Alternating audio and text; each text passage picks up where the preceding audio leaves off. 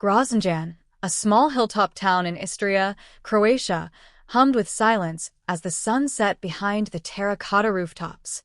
Stone alleyways twisted between buildings centuries old, their ivy-covered walls whispering forgotten stories. The town was an artist's haven, but for Adnan, it had become a waiting room for days that no longer felt alive. Inside his modest flat above a once vibrant gallery, Adnan adjusted the lens of his old Leica. The light in the room was cold. He hadn't taken a real photograph in weeks. His creative spark had dimmed, dulled by loneliness and a sense of directionless drift. Adnan had moved to Croatia years ago, chasing freedom and beauty, but found neither in the quiet. He spent his days drinking coffee that turned bitter by noon and his nights flipping through albums he no longer wanted to edit.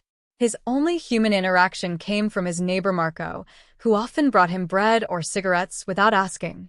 One Thursday evening, as twilight sank low and the sea breeze rolled inland, something unusual happened. A knock. Not Marco's.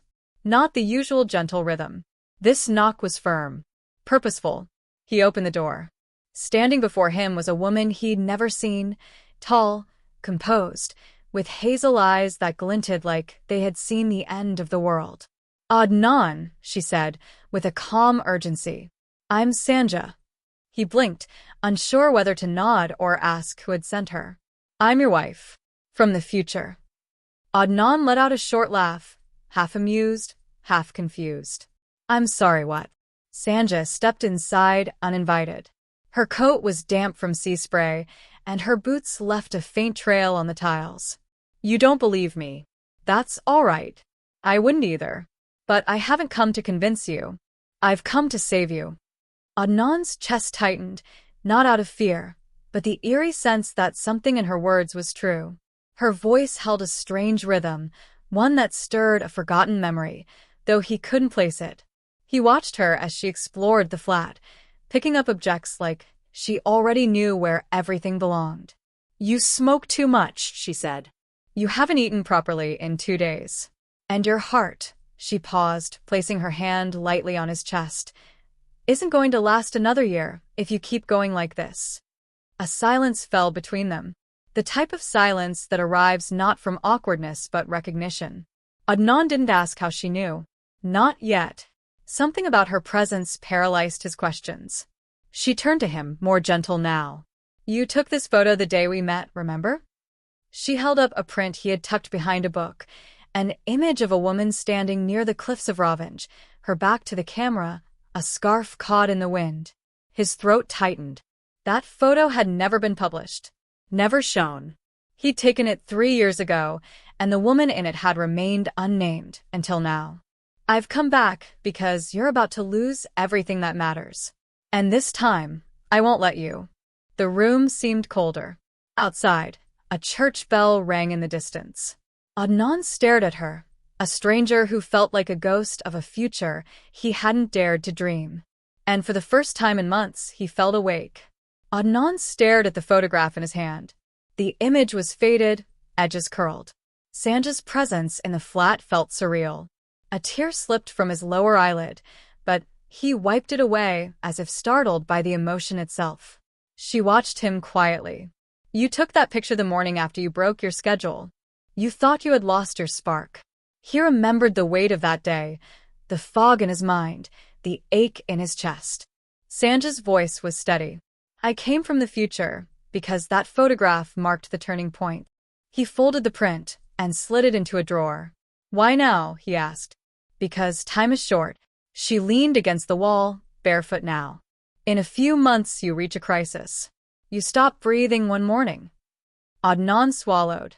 His breathing was shallow now, though he hadn't noticed until she named it. "So, what do we do?" Sanja smiled softly. "Small changes. One at a time." Chapter 2 set the tone for their pact, a silent agreement to restore a broken life. The following morning, Adnan awoke before the sun rose. The town of Grozanjan was still wrapped in shadows. The bells had not yet chimed. It was Sanja who stirred first, opening the window to let in the cold air of Istria's early dawn. She handed him a mug of warm lemon water. No coffee yet, she said. Your heart needs rest before stimulation. He obeyed, without complaint. For the first time in months, he felt something close to purpose.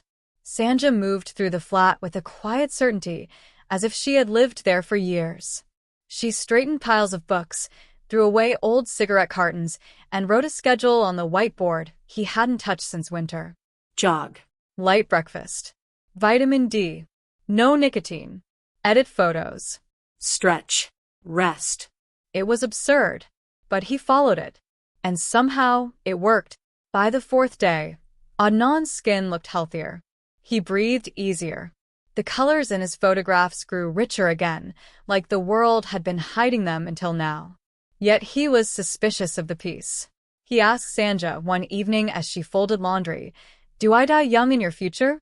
She looked at him, not with sadness, but with softness. "You disappear, but not in the way you think." Adnan began cleaning out his studio. Dust filled the air as he unearthed old sketchbooks, cassette tapes, and envelopes never mailed. One of them was addressed to Anna, a woman he had once loved but never committed to. Sanja saw it in his hands. "You wrote it 2 days before she left Zagreb. You knew her?" Adnan asked, his brow furrowed. Sanja hesitated. "She mattered, yes. But only until you stopped writing." That night, he read aloud the words he had never posted. Confessions, regrets, apologies. Sanja listened quietly, as if she had heard them before. "You kept the pain too neatly folded," she said. "You never let it bleed out." Adnan wondered whether Sanja had bled for him. In another life, another future. Marco, his neighbor, finally noticed the change. "You look like a man who joined a cult," he joked. But his eyes were serious. "Who is she?" "She's helping me," Adnan replied. Marco leaned closer. "Helping? Or haunting you?" There was truth buried in the question. That night, Adnan asked Sanja directly, "How do I know you're not something else? A dream? A delusion?" She didn't flinch. "Because you're becoming someone you never dared to be. Dreams don't ask for that much work."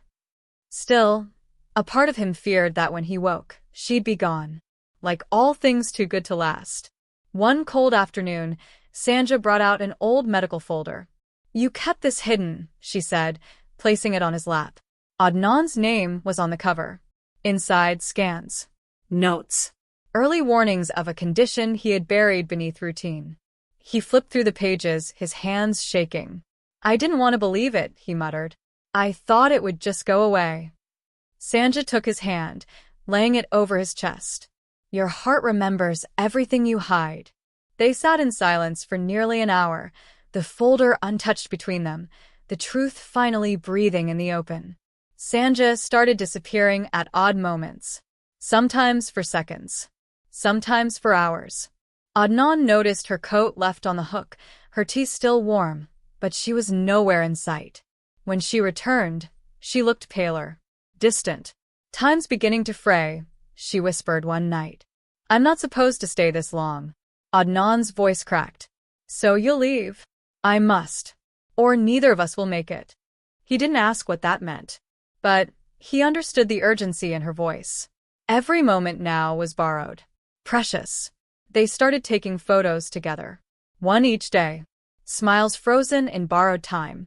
While walking along the cliffs near Ravanj, Sanja paused and pulled from her bag a red scarf. Adnan stared. "That's the one," he said. "From the photograph." Sanja nodded. "You never noticed the detail, but this scarf was the only thing I left behind." "You are real," he whispered. She smiled. "I still am, but not for much longer." That evening, Adnan printed the photo again. This time, Sanja signed her name at the corner. The proof of her presence. A mark to outlast memory. One morning, Adnan woke up and Sanja was gone. No mug of lemon water. No open window. No scribbled note. He searched every room, every street. Called Marco. Nothing. Her scent lingered faintly on the pillow. He didn't cry. He didn't rage. Instead, he made tea, went for a jog, followed the routine. It was the only thing he had left of her. On the third day, a letter arrived. Inside was the final photograph.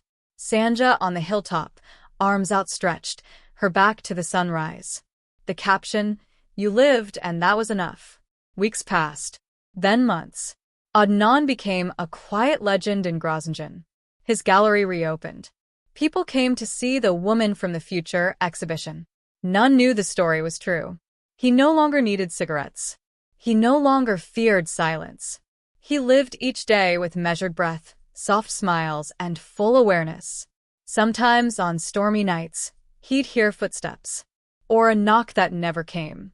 But mostly, he carried Sanja in routine, in warm lemon water, in heartbeats that no longer raced, and in the final photo, framed beside his bed.